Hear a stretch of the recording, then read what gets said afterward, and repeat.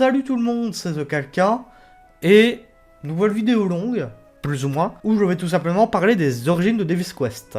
Du coup, comment est-ce que le projet a commencé? Eh bien c'est très simple.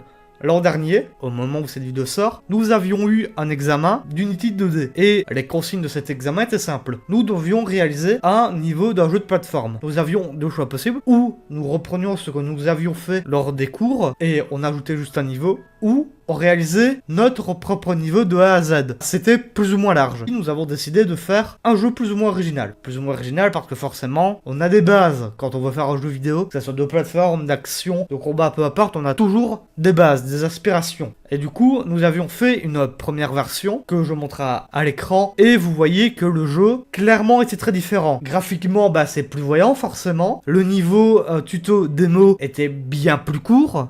Le niveau de la forêt était déjà présent, que ici, dans la version actuelle, ce n'est pas encore disponible. La seule méthode pour jouer au jeu, c'était au clavier, et également, Rosita n'était pas présente. Je vais maintenant vous montrer, évidemment, la version actuelle pour ceux qui n'auraient jamais vu le jeu. Voici le jeu à l'heure actuelle.